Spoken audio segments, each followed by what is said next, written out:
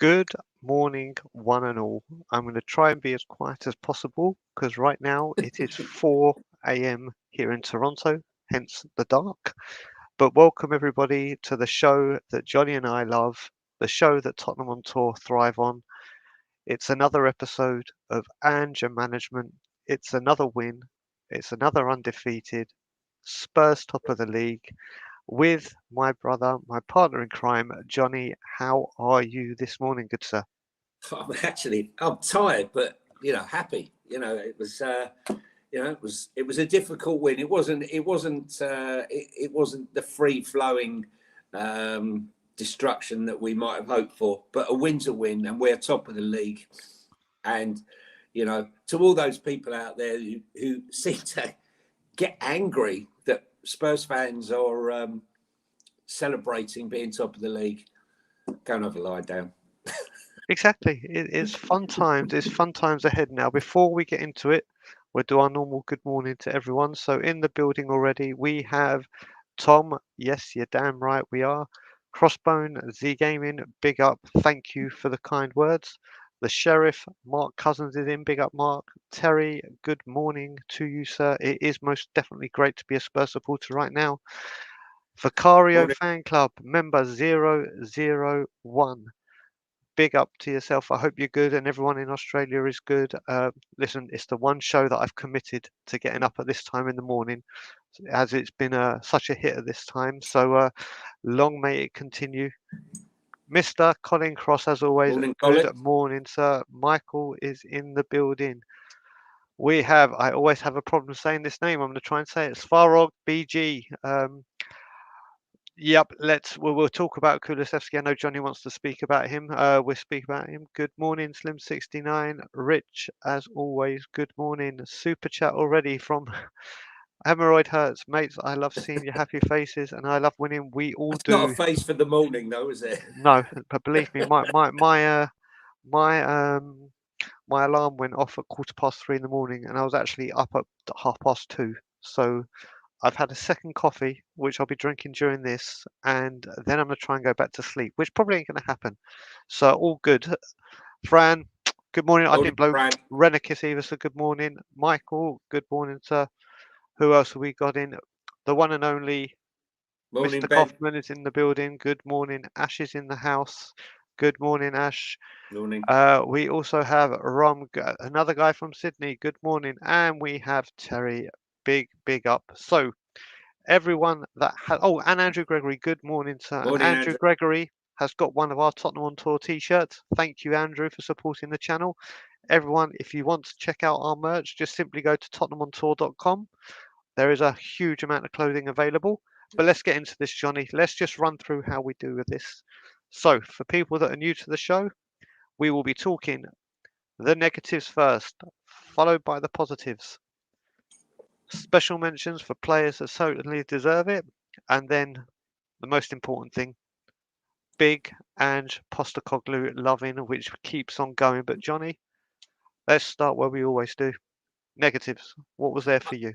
To be honest with you, I know it sounds really weird, but although it was a win, I've got quite a lot of negatives. Okay, let's do it.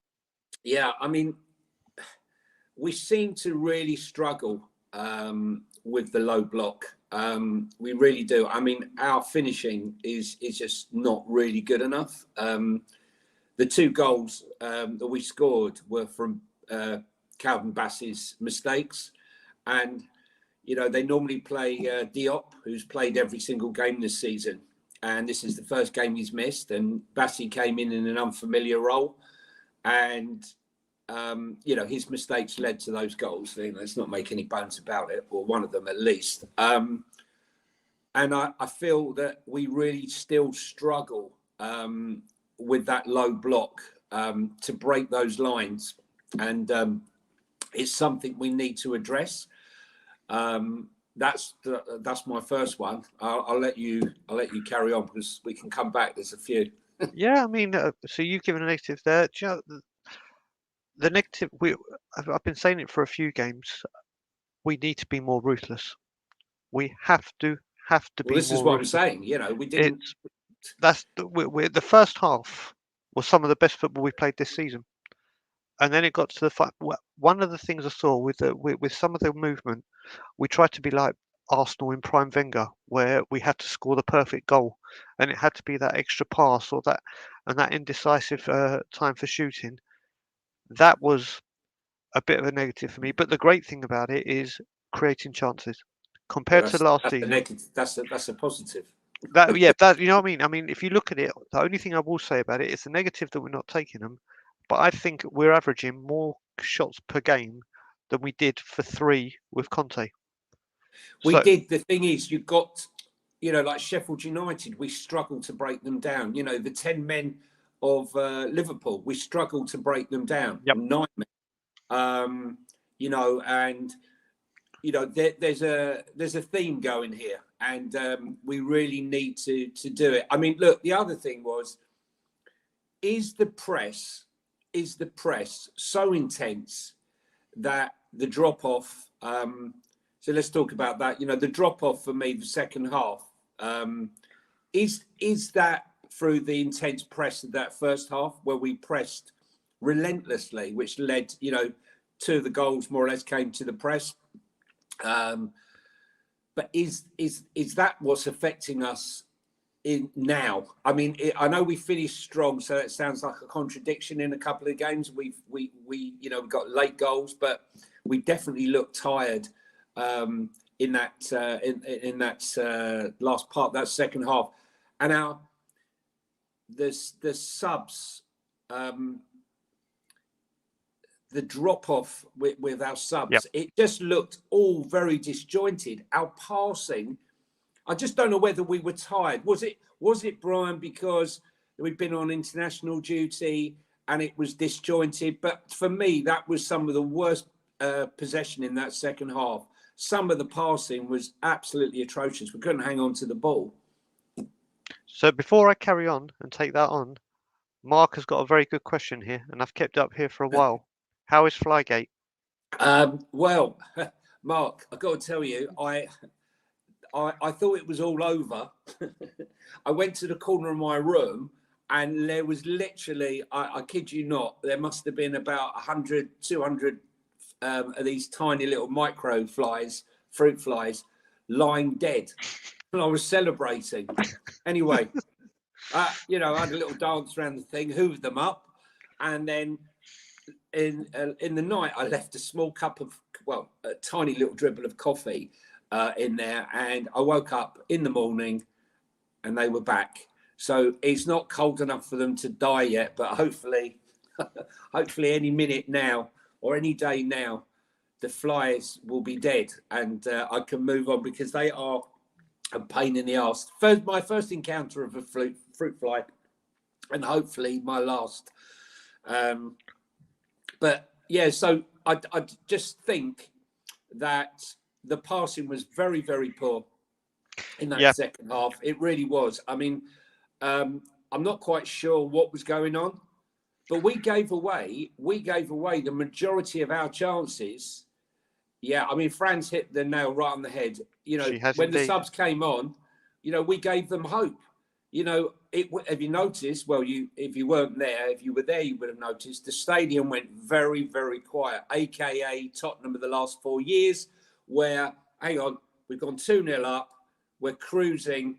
Are we going to have a Chelsea Arsenal where 13 minutes to go, all of a sudden, right, the game's going to change? Because they definitely took the upper hand. And it was only our defence, I would say, that prevented us conceding a goal or making it very twitchy towards the end. I wasn't very happy with it. And I also think that the subs, it just looked very disjointed, very disjointed. Yep. I mean, do you know other things I will say? We're talking about the subs, but do you know what? I don't know if people will agree with me or you'll agree with me, but I think taking Destiny and Sarr off had a bigger impact than when we took Maddison and Son off. When those two came off, I think it had a huge impact in the game because they were both outstanding, and they obviously their hustle and bustle and all over the pitch. I just think we got impacted more when we dropped off bigger when they came off compared to when Son and Maddis came off. What do you think? Yeah, no, I wasn't sure. Funny enough, I was a bit concerned because Saul went down from a challenge, looked like into his ribs. Well, he looked like he took it in the chest. I didn't see it on television because, as I said, I was there. Yep. And then when he came off, he had a brief talk and then went straight down the tunnel. So he was obviously feeling something. And Destiny the same. Destiny was left in a heap from a challenge from that another crap referee. I'm sorry. I thought the referee was absolutely poor again. I don't know where these referees are coming from. I mean, just some of the decisions. I mean, I think Maddison was taken out about 3 or 4 times in the first 10 minutes, and like nothing happened. Nothing happened. No, I was he gassed out? He could have been. But it's not an easy job trying to mark out Paulinho. What was the other negatives? I thought we just didn't prep. I was a bit annoyed. I was annoyed in that second half because Johnson came on, Lo Celso came on, Skip came on. Skip pressed. Johnson was a bit lacking in that press. He was just frustrating me a bit. Veliz was chasing every single ball. He looked like the most excited kid in the place, like, I'm on. I can't believe it. He was chasing everything, which is what you want to see. He's a big unit. And I'm really excited by him because I know we haven't really seen the best of him yet in the air or doing what he does. But I think crawling him in, a few minutes here, a few minutes there, in the build-up to when Son leaves come January is exactly what we should be doing. But no, I just think there's something not quite right. I don't think he's going to be very happy. But I think both of those subs were down to maybe knocks more than anything else, or tiredness. I don't know. But yes, I would agree with you. Not that what's them got in 3 or 4 blocks when he came on, Emerson Royal. Yep. But I just think it was, I don't know. I think they all were pretty poor in that period. The first part of the period where we scored the second goal, where Sonny laid on the nice calm finish for Maddison, and then after that, I don't know what happened. The intensity dropped, and then Fulham, as Fran said, got more and more and more confident as the game went on. You're complete. I completely agree. And like we said, everyone keeps saying at the moment, bigger teams would have punished us. Bigger teams would have punished us. Well, we played Arsenal, we played Manchester United, we played Liverpool, and we've got the job done. So somehow we continue to get the job done, but we can't keep relying on this because after the next boring international break, It's non-stop. It's non-stop. And this is where we're going to have to really, really make sure we take our opportunities. We manage. Ange manages the players as he has been, so we don't pick up injuries before January, because then we're in trouble. But a win is a win. Have you got any more negatives, Johnny? Should we move No, on? no. I just like obviously, I do think I get a bit annoyed with the club. Something that Conte said, that we don't complain enough. We're not assertive enough with the league. We should think like a Liverpool and a Man United. And when they present us with the thing where we're playing on the Monday and we're playing on the Friday, no, right? Okay. I'll answer back, fight your corner, fight sending Maddison off to the, for England, or Sonny for Korea, if there's any doubt. But I just think, come January, I've looked at the fixtures. I think we're playing, is it Man United and Man City in that period? Let me have a quick look. Let me dive in. But we've been chosen for games, and it's fine to be chosen for games. Obviously, now we're top of the league. They want us every week, right? Which is great, because normally, under Conte, they didn't want us at all. It was more like they had to have us. But as Conte said, you fight your corner. You don't play Monday and then play again on Friday. We'll be live, but we'll play on Saturday night or Saturday early. Yeah.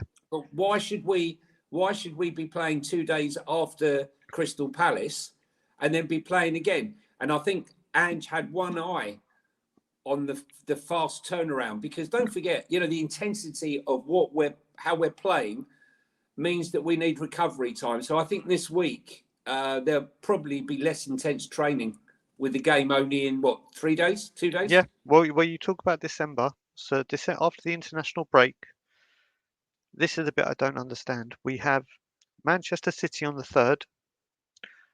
2 days later, we got West Ham at home. 2 days. Yeah, that's 5th. what I'm saying. That's what I'm saying, Brian. Then 4 days later, we got Newcastle at home. Yeah. Then we have like a week off. We got Forest away. Then day before Christmas Eve, Everton at home. Then we've got Brighton away. Then we end the year with Bournemouth at home, and we start January at Old Trafford. So the games are going to be piling up. But Johnny, let's take it away. How with do you the get positive. 2 days though, Brian? This Mate. is what I'm saying. When you're in the club, you go, right, well, hang on a minute. You can't. Why are you giving us 2 days for television? Swap us with another day. Swap us with another time, so it's more balanced. But how can you have 2 days? Our team is not going to be able to manage Manchester United, Manchester City, and 2 days later. Anyway, let's go positive. Let's go positive. You first. Good morning, David, sir. The press. I used it as as a negative to the drop off, but the press. No, don't start moaning about time a match starts. Don't worry. Listen. This is what we got to. Spurs need to. What I will say, Spurs need to grow a bit of backbone and say. Well, that's what I'm saying. Well, that's what Conte said. Big clubs complain about fixtures and try and get them moved. That's what they do. They throw their weight around. The positives. The press in that first half was just fantastic. Yep. And I just thought it was just fantastic.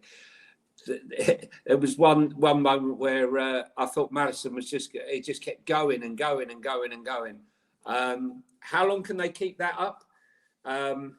If we remember back to Poch's Southampton, how they dropped off and how we dropped off in the first season or two, I think, it's a positive right now, this press. I'm just wondering how long they can keep that intensity up before it starts to take its toll. Hopefully it doesn't. We definitely had a stronger bench last night. So that was a positive for me, looking at the bench, apart from the pointy man still sat in there keeping the numbers up on the bench. Yeah. The bench looked very strong last night. along with the press. Go on. Yep, I agree, and I have to say as well, James Flower, my brother, you should know this by now that special mentions come after the positives. Yes. The the Vica- the Vicario fan club. So he will be getting a very, very special mention soon. But yeah, I think the main positive was obviously the press and the was absolutely awesome, Yeah. absolutely incredible. It was free flowing. The Fulham couldn't live with us. They could not live with us, and it. What I did love was what Oh, dropping off, Brian. there is so much pressure on us right now to screw up. The media are all on us, fans are all on us. They are waiting for us to screw up, slip up.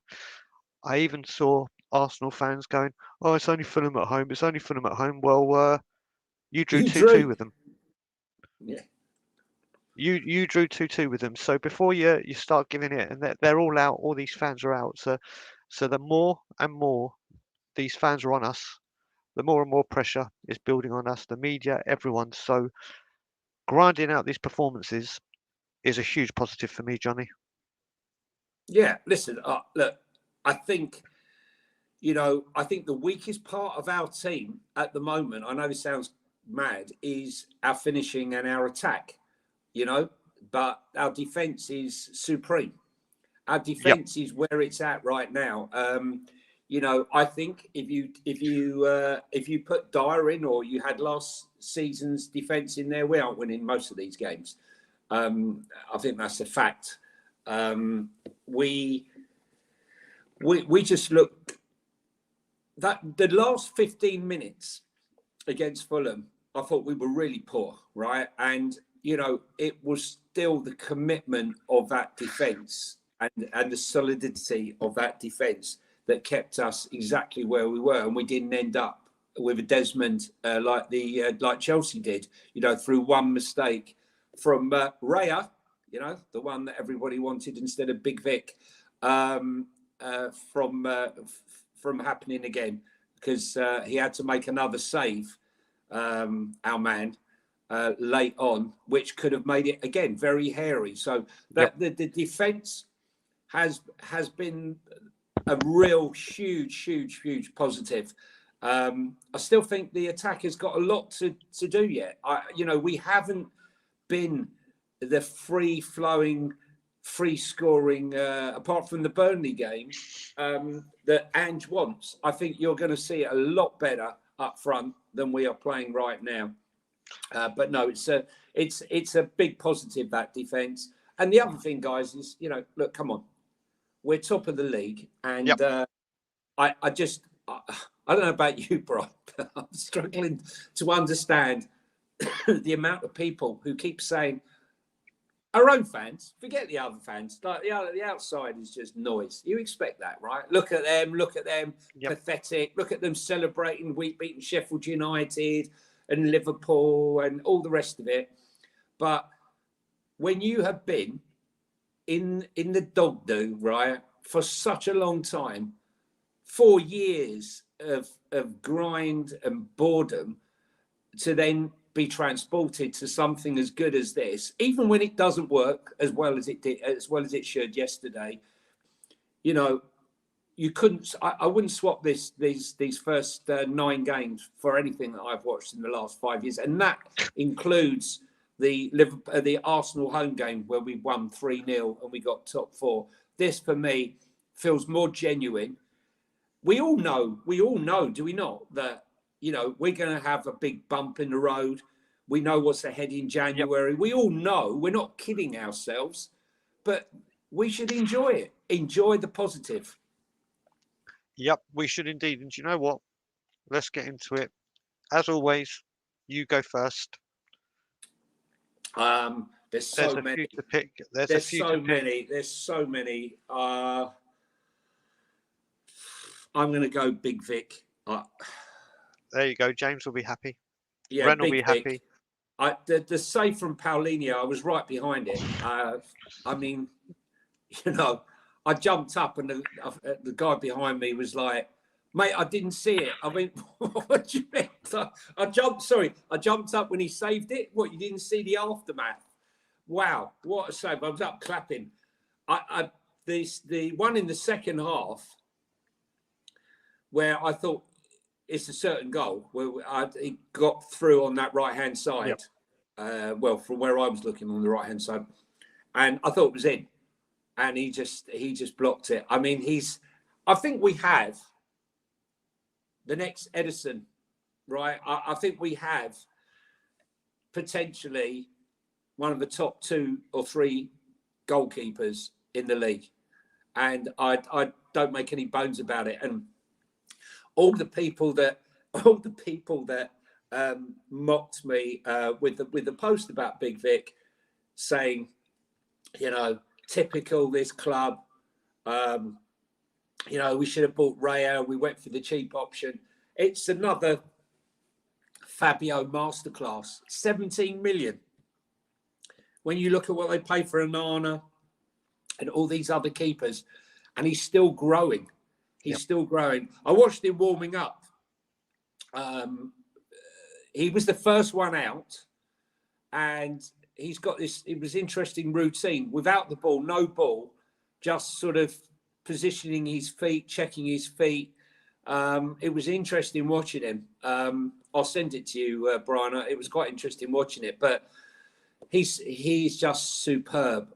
I mean, he's like Spider-Man, isn't he? Listen, I'm going to. People will know, and James, that people started talking about it. And anytime there's a post about Big Vic, all of a sudden I get tagged by Ryan Isaacs and James. My name. Whenever there's a big post about Vicario now, I was very critical when it first happened with Raya, and ever since the Man U game, I've come out every single game and say You weren't a Fabio believer. You are now, right? A believer. If he says jump, I say how high. Yeah, exactly. If he said jump off a cliff, I'll do it. This keeper, I'm not. I've said it before and I'll say it again. The only goalkeeper in this league I was swapping for is Alisson, and that's only because Alisson's done it consistently over a certain amount of seasons. Once Big Vic has been here for the same amount of time as Alisson is right now, which I think is about 3-4 years, I think you're looking at the best goalkeeper in the league. I think you're looking at one of the best goalkeepers in Europe. I think this guy, that first save is absolutely incredible. People are saying save of the season. I think some of his saves against Manchester United were better or more theatrical, shall I say. But that save was outstanding. And the thing I love about him is he's got the best save percentage in the league. And the one thing I love about him is his angles are so spot on. Even when shots come at him, they're coming straight at him because he knows his angles when they're he is unbelievable. He had one dodgy moment with that header that went a bit awry, but thankfully, and the back pass when we're playing from the back, there was one sloppy pass. But apart from that, I mean, this guy, Hugo Lloris made that mistake a billion times a season, and Vicario makes this mistake, but he covers it. I think this goalkeeper, and as you said, 17 million. People are talking Maddison signing of the season. I say Van der Ven for us because we needed that left centre back. There's so many. Vicario has to be in that conversation. I know it is James' brother. Has to be in that conversation because this goalkeeper is absolutely magnificent, and he just gets Tottenham. He's come in and he's got the Tottenham bug, and I think he's brilliant. And I'm going to move on to someone now who there's been a big debate who's the better centre back. Will it be VDV or the man I'm going to mention first, Mr. Cuti Romero? Animal. Yesterday, he was magnificent. Yeah. Going forward, defending, And I said it on We Are Tottenham TV yesterday. How mad is it that Romero is now the calmest player on the pitch? He doesn't put a foot wrong. He's not going in charging.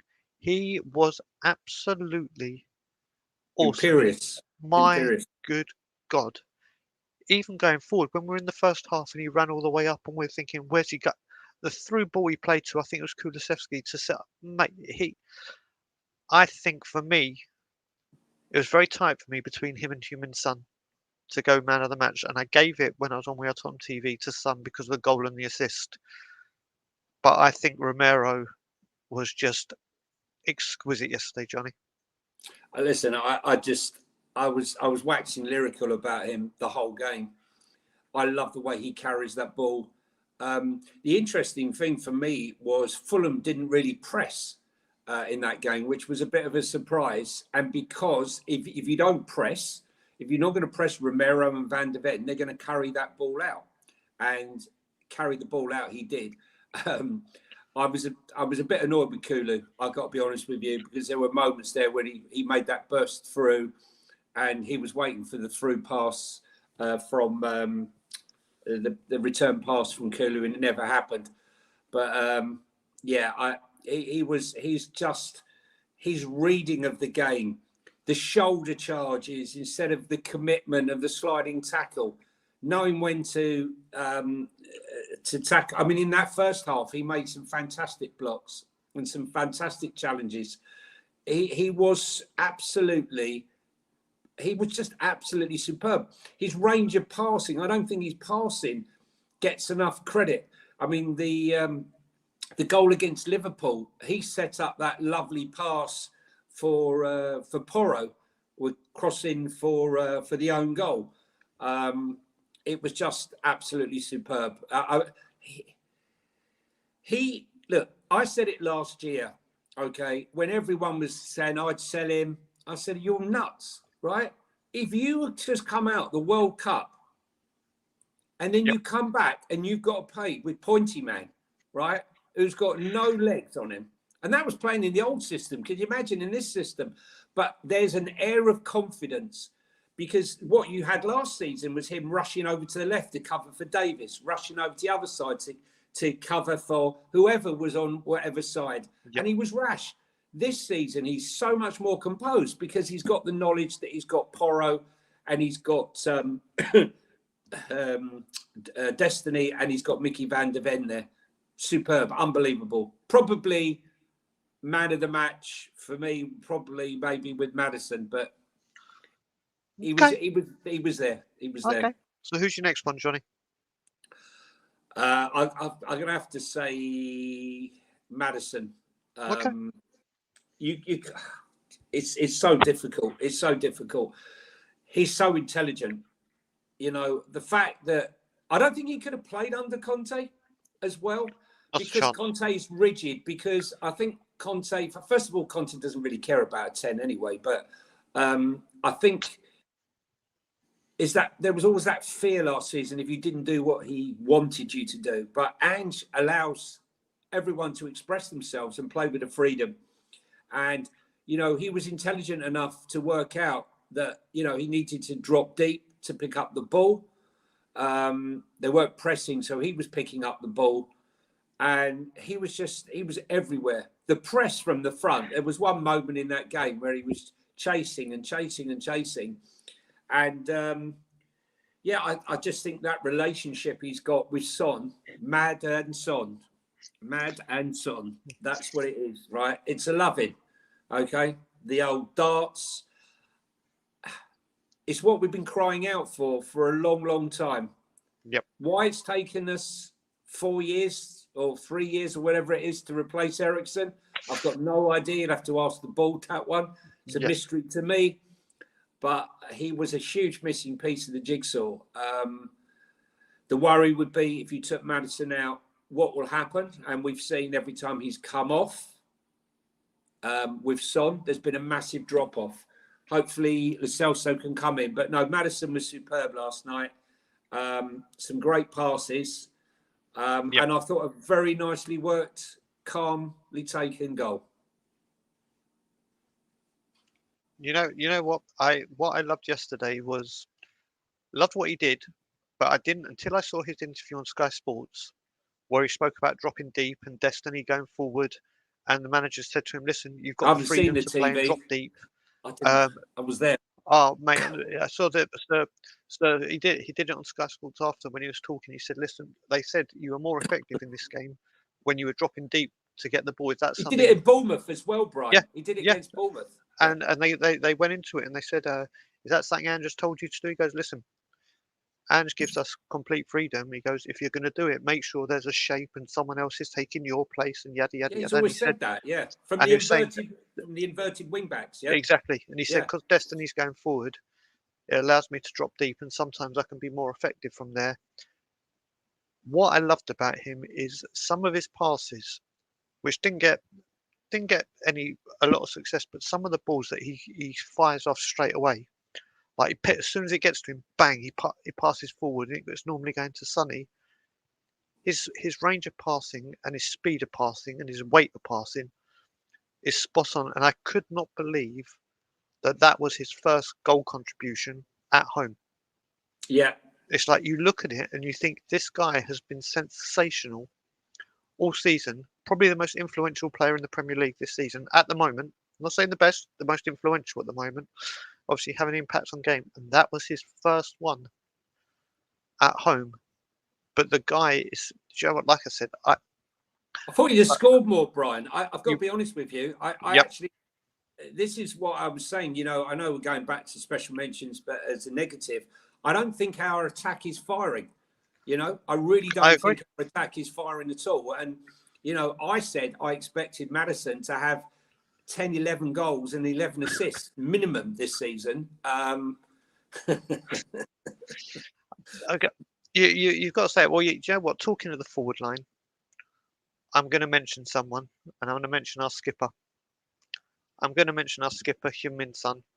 Um, I saw a stat today that blew my mind. Since he's moved into the number 9, he has had a goal contribution every 59 minutes,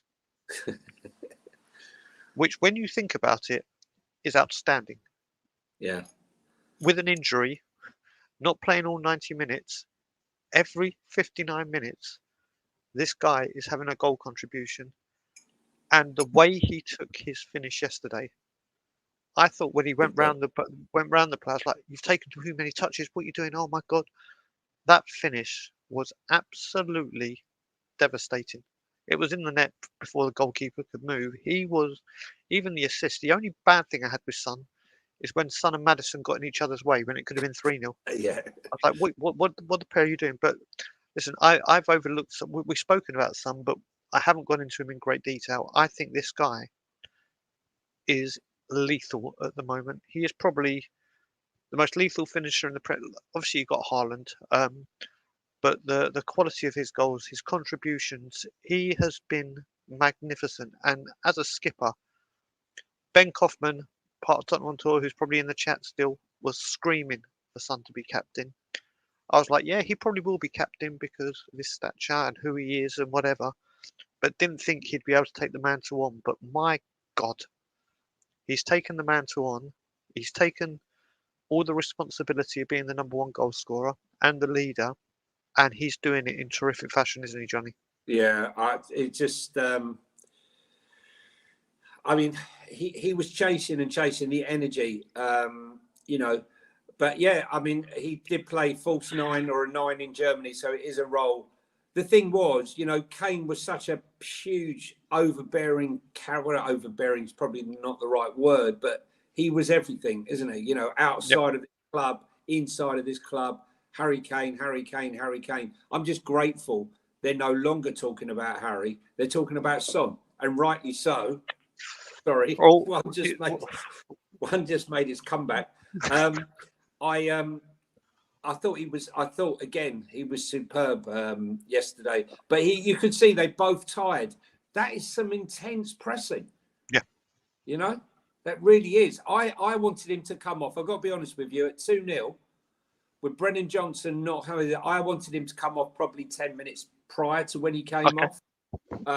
Because I felt Veliz or give Brian Gill some time. But I thought he was superb. He gave everything, and as you said, barring the getting in the mix way, up. the mix up, I thought it was very, very good. I mean, how can you knock those numbers? I think he's going to he's looking like only sort of being away for 4 weeks is probably going to stop him from maybe breaking his record of goals. You got a good point. Obviously, there's no European football for him to bag extras, but the Premier League, who knows what he could get up to, especially if him and Maddison stay fit for the rest of the season, which is a long shot. But how good! It's just brilliant to see Sonny back to his devastating best. Johnny, who's your next one? It might be a surprise to some, but I'm going to say Papa Sarr. Before the game, I was really worried about Paulinho because, I mean, he was the most outstanding number 6 last season. His numbers were better than any other player in the league. And, you know, he is a really, really, really difficult player to play against. Yep. He gets everywhere. I mean, you saw even with that header with Big Vic's save.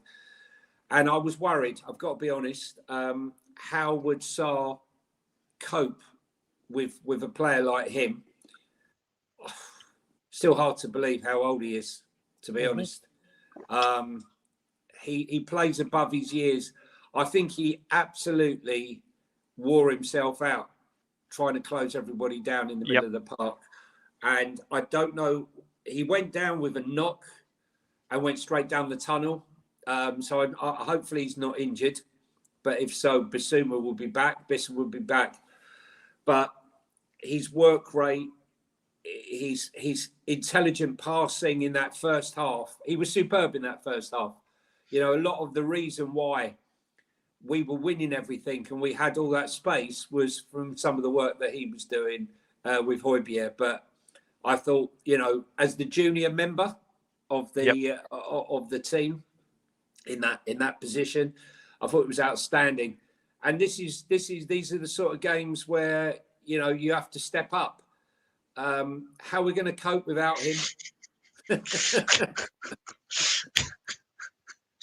Yeah, I mean, all I will say, Papa, you covered everything with him apart from one thing.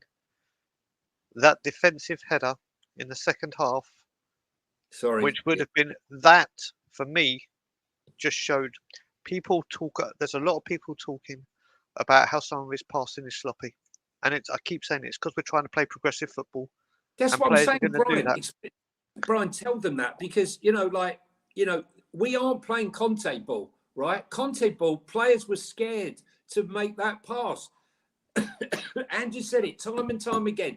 Do not be sitting there worrying if you play a forward pass and it goes astray. Go again and again and again. And you can see that in the play. When you're playing that progressive in any game, you're going to lose the ball. Sorry, go on, carry on. No, you were right. You were absolutely right. I mean, Fran, I'm going to come back to your question very, very shortly because just going to mention again, that's the thing. People have got to look at what Papa Matasar is doing off the ball and defensively because what he is doing is unquestionably, for his age and whatever, he is a huge part of the reason that this team is still undefeated. But we are going to mention someone who Fran said it and someone that I've backed all the way. Love the guy. And he came in yesterday and was outstanding, which is Pierre-Emile Højbjerg. Yeah, the player everyone loves to hate for some reason. And people say that his passing it's not progressive. It's not going. Some of those 50-yard diagonal balls, the passing, he was awesome yesterday. All right, it's not the same with Bissouma. You can tell what the difference, what Pierre gives you and what Bissouma gives you. There's a clear difference. A different style of player. But Pierre-Emile Højbjerg was absolutely awesome yesterday, and it's given the question that Fran's brought up, which I'm going to bring up straight after you've had your say on Pierre-Emile Højbjerg, Johnny. I listen. You still there, Johnny? I fail to understand. I fail to understand why so many fans wanted him gone. I don't understand. You know, he's a very respected footballer, and you know when you watch him for Denmark, where he plays a more progressive role, scores goals, leads. You know, his passing is really, really, really good in those games. I just think he's a top player, and he's experienced. You know, you need that experience. They really do. Yes. Yeah, I was just mentioned that, Paddy, before. I mentioned it before. Funny enough. But yes, I think Pierre. Now, we cannot afford to let him go in January. And what's worrying me is he wants to go because he wants to play. Okay, he wants to play, and he's good enough to be playing for the majority of teams. So what do you do? What do you do? If we let him go in January, you cannot have Oliver Skip and Lo Celso and Maddison. Okay? no. You just can't. I mean, all those people that were saying Oliver Skip over Sarr, you know, stop being romantic, right? Okay? There's levels, and Papa Sarr is above that level. Højbjerg is above that level. You know, I like Skip. I've got nothing against him, but he's not of that level. I think eventually Skippy will probably move on, maybe next summer, potentially. But we can't let Højbjerg go. We're going to desperately need him. I don't know how we're going to keep him or what Ange will say to him, unless there's an injury and Højbjerg comes in. He's playing every week, but I would not be upset if he's playing. I mean, he did that tackle where he arrived about an hour late and took him out. I was going, oh my God. I was waiting for VAR on that one. Yep. But the guy got up straight away, in fairness to him. He didn't roll around 300 times. There's that. Right. Very quickly, David, thank you for the super chat. There's nothing there. If you did want to write something, just put something in and we'll discuss it. But thank you for the super chat. But now we'll get to Fran's question before we carry on with special mentions. Should we stick with the same midfield for Palace to save Basuma for Chelsea? 100%. 100%. Listen, when you're gonna have Caicedo and I forget his name, the Argentinian. Oh, yeah. Enzo or whatever his name is. Enzo, yeah. That is look. I hate to say it, but Chelsea threw that game away the other week, right? On the weekend there. I mean, they were light years ahead. They should have had that game buried. They are very, very tight defensively. James is back. Will be back for our game. That is a bloody hard game. I personally think that this will be our hardest game unless they get a player sent off since Liverpool in this season. Yep. I think we really need his legs, Bissa, and his aggression. Him and Sarr. I think it's going to be important. So yes, because if he gets another yellow card, and don't forget, Palace will be without Elise and Eze. Yep. They got beat 4-1 on the weekend. But they have a very good defence, and we need to really be able to break them down. This is our problem. So yeah, I think we need to rest him is the answer, Fran. What do you think, bro? Do you know what? I'm so torn with this. Well, first of all, it depends on Pape Matar, because if he's not fit, then it's going to be Basuma and Højbjerg. So there's no. Do I think right now, if I have my choice, I would say keep him on the bench, and if we need him on, bring him on. Bring him on, yeah. But then I look at it and say, right now, like Ange says, we need to just go one game at a time. Don't start thinking 2 games ahead. To keep this run and momentum going, we need our best 11 on the pitch. And someone just said it. Where is it? There we go. It was Ash. Basuma hasn't played for 4 weeks. Didn't play for Mali because he picked up an injury. He's going to need minutes in his legs rather than just coming on against Chelsea and playing. So I am. Do you know what?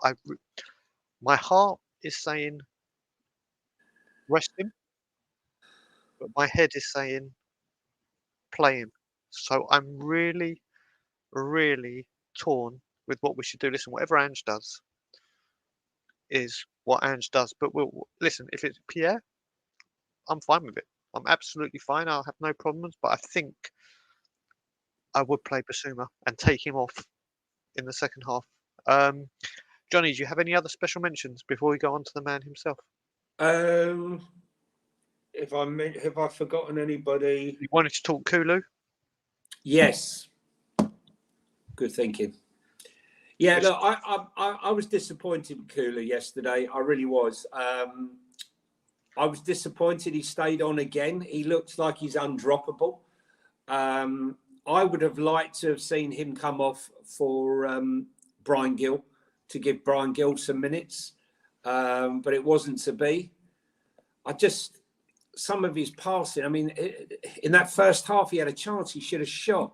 And there was another one in the second half where he should have shot, and he didn't. And some of his passing, there were moments, don't get me wrong, he had some moments where he did a lovely bit of skill on the touchline and beat his man. But there was a lot of errant passing in that second half. And he needs to bury his chances. As I said, I don't feel we're ruthless enough up front right now. We need to be burying teams because teams can score a fluke goal. We saw, Arsenal's goal against Man City. Martinelli, massive deflection, sends the goalkeeper the wrong way. That's going to happen to us, or something. A freak goal's going to happen. Shit happens, but not with Vicario in goal. Not with Vicario in goal. He'll no, get but everything. when you bury teams, you just keep going and going and going. And Ange does not like it. There's been games this season where you can see where we've gone 1-0 or 2-0 up. He doesn't want you sitting back. He wants you to just keep going and going and going. And I want to be like the Liverpool team that won that title, where you're not, or the City team, when you're 2-0 up, we want 3, we want 4, we want 5. Yeah. You just keep going. No excuses.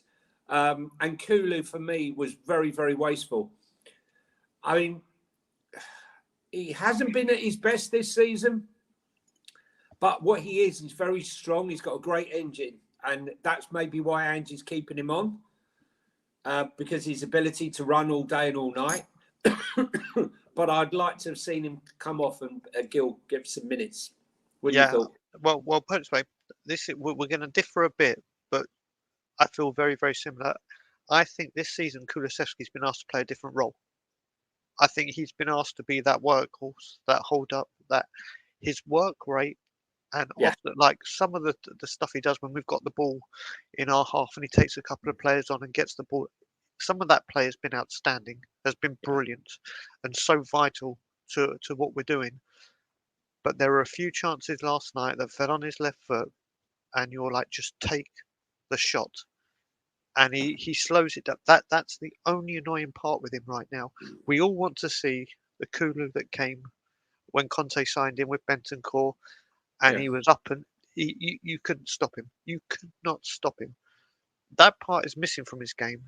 Just shoot with the wrong foot. Have a go. He's developed, but the thing is, his off the ball work and his work rate and everything else has gone like that, where his finishing and his assisting has steadily started to go down. But I think, and I honestly think this, I think once Bentancur's back and Bentancur is in that team, you will see Kulu flourish. I really, really think it. And again, what I think it goes back to as well. Who are you going to drop, right? This is the thing. What an incredible dilemma to have. Just want to say, David's come in with the. You didn't have to put another super chat in. Brilliant to have your comment, but thank you. Thank you, David. Johnny, I really value you guys, David, and the 158 people that are joining us this morning. We appreciate you all. We love doing this show. That's why I'm getting up at 4 o'clock in the morning, day after match day, because we really enjoy doing this show together. And it's great. How many likes we got, Brian? Let me just do a refresh. So, like I said, there's 158 people in. Hopefully, And we got an Ange return and not a Conte return. let's have a look. We have at the moment 61. Come on, guys. 61. Let's try and Like get that, poor guys, guys. if 61 possible. likes. It's But just that little likey button with the thumb. Okay, doesn't hurt. Just give a little press, but it helps our algorithm to get traffic onto our site to help develop Tottenham on tour. So if it you get a certainly does. second, Well, we're up to 72 please. apparently now. So Okay, thank you, thank Tottenham you, on Tour Green Alert, for family. the update. But Do you know what? if you're coming in or going out, hit that, and the subscribe button. It doesn't cost any money. I think subscribe is the wrong word It that they is. use, because It whenever is. I think of subscribe, it's costing me money, but it's not. All it does, subscribe, We're on is the tell you rise. when we're on. We're on the 82. rise. Let's get to 100, guys. We normally Let's hit get to 100 every show. And do you know what? We're going to talk about this guy. I want to have a quick talk about Richarlison. I'm And glad you did, because I can't. yeah, well, no, this is the thing. I think people talk about him so negatively, and rightly so in some parts. Yeah, But in the first time, first half, I yeah. thought he was outstanding. His work rate, his passing. Yes, he could have had a finish where he just curled it just outside. Another chance where he could have taken a shot on. But in the first half, his work rate and everything was great. The second half was abysmal. Yeah. Was absolutely abysmal. This guy can't put 90 minutes together. Sometimes he struggles for 45, and this guy now with Brennan Johnson coming back, unless Brennan Johnson gets moved to the right, I think his position is, and probably rightly so, hugely under threat, and he has to start finding some form from somewhere, because it's not looking good for him, is it? No, listen, the first half I thought it was excellent. Yep. Out on that left. Everything, he was fighting for every ball, he was chasing down. I'm listening to the people around me, and even when he was chasing the ball, people were giving it to him. And I had to remind the guy behind me that he actually assisted the goal, right? Because he seemed to have missed that bit.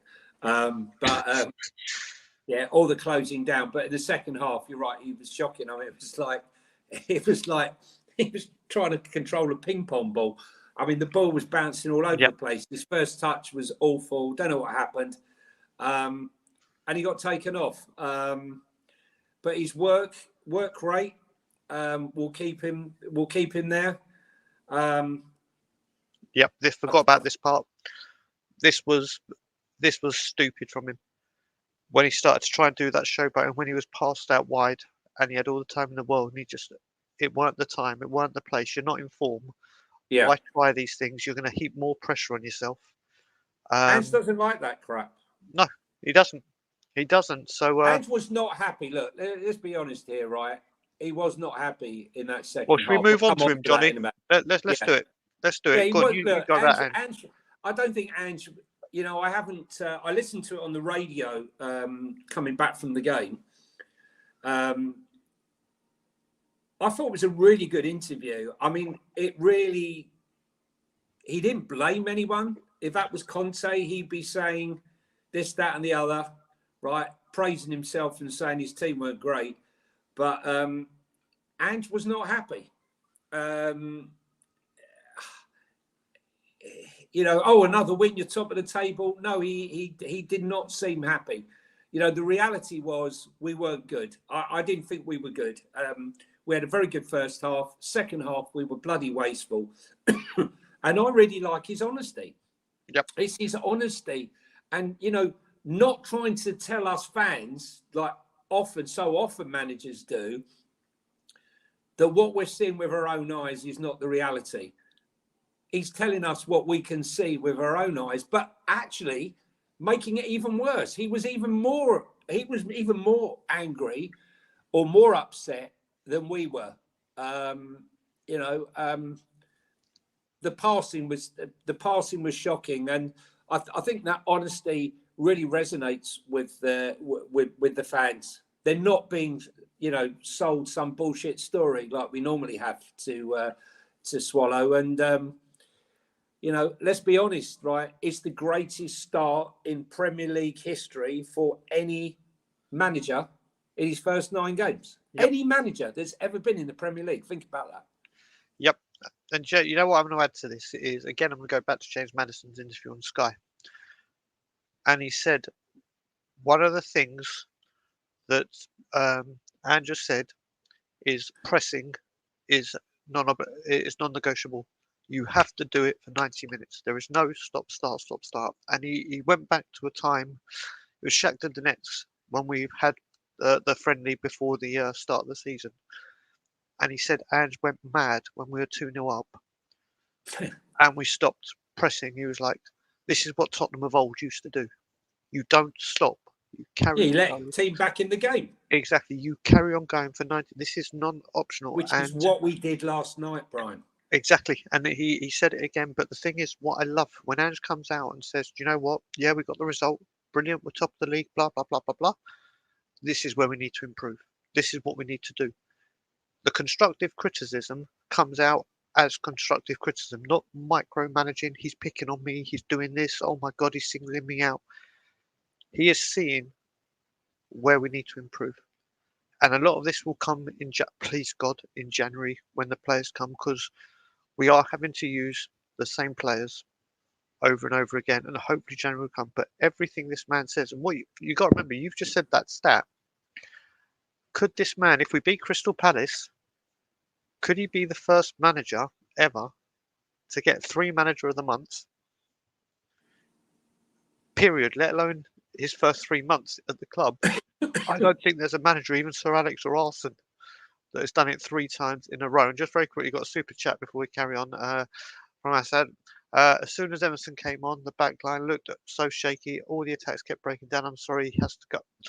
Johnny, I've got to say, Assad, with the greatest respect, I hear what you're saying, but he got 3 crucial blocks in, right? I hear what you're saying, but he actually got 3 blocks in. He was wasteful when he brought the ball forward. I'll admit that, but and he was playing on the left-hand side, and he's a right-sided player. Just for a bit of clarity, it's not Mark Pugash. I don't know if it's Mark Pugash on the radio. He goes to interview Ange, and he says, "Do you realise, Ange, you have just broke the record for the most pints ever from a Premier League manager?" And he went, "Oh, I don't know about pints." He said, I've never gone out. I'm not one to go and break a pint record. He meant points, but he said pints.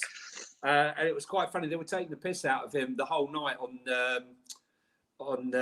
Cundy and O'Hara's show, where he kept going on about pints, the record pint scorer. Yep. But no, listen, it was. I like the honesty. It wasn't great, but it's 3 points. Palace is always tricky away. Apart from last season when we won 4-0, but I completely agree. It's one of the away fixtures that I dread the most, just because if they're on their game. But the fact that Elise and Eze is out is massive, and they look so poor against Newcastle, so poor. And I will say with Emerson, just like Assad said, Assad said they were away though. They were away from home. Though. Well, as I said, Emerson made a couple of really good important blocks, especially the one where Van der Ven came back to backtrack. And then, do I agree? Listen, do I think we can get better? Yes, I can. Yes, I can. But we've got what we got at the moment, and when he's come on, he's done the job. Going forward, he was shocking yesterday, shocking. But he's there to defend. But I do listen. Whilst he was on the wrong side as well. He was playing on the left. Yeah. Whilst we're trying to get where we're going, he said, "Listen, does he start ahead of Porro? Hell no. Should he start in front of Destiny? Hell no. He's not a guaranteed first teamer now. But I still think he might come on ahead of Ben Davies. Yeah, he could do. That he could do. But getting back to Ange, obviously we move on to Crystal Palace now. Listen, again, and we're ending it here, Johnny. That we're top of the league, 3 points, 2 points clear.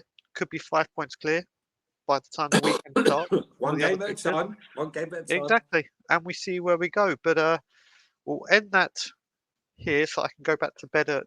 Where are we? Where are we with the likeys? Okay, let me just refresh right now. So there is now 165 people in, and we are up to 93 likes. 7 Oh, more for the come on, 100. guys! So That's just over a 50% conversion rate. yeah, so hopefully we'll hit that and we'll hit it afterwards. But Johnny, whilst we're waiting, where can people find you? Well, you can find me on Twitter, Johnny H3232. I've been a bit quiet this last week and a half with various things going on, but hope to be back now. The international break, I think, broke a lot of us. Didn't know what to do. Life became very boring during the There we go. international Over the break. We've 100. broken 100. Thank you, Thank Green you, Alert, people. DJ.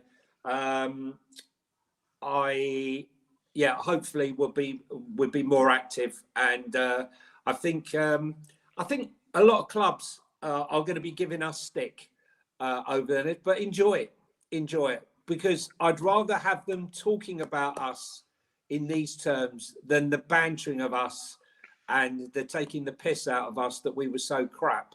And now it's envy. It's envy. Clubs are envious. Correct. Correct. And what I will say is, Ryan, wish your knee better. He's done some serious damage to his knee. God knows how. But wishing you a speedy recovery, people. Right, listen, this week we'll be back tomorrow at 9 p.m. Toronto time, 2 a.m. England time, which I believe is 11 a.m. Brisbane time for my and Brian Island's Wednesday weekly late show. Ben will be back with Cockerel Doodle Doo, or we'll be doing pre-records because he's on holiday. And then obviously we will be back. Again? We will be back on Saturday after, please God, the win against Crystal Palace to talk all things Ange-r Management. So, thank you for joining us, everybody. What I will say is like, comment, share, subscribe, and as always, Levy out.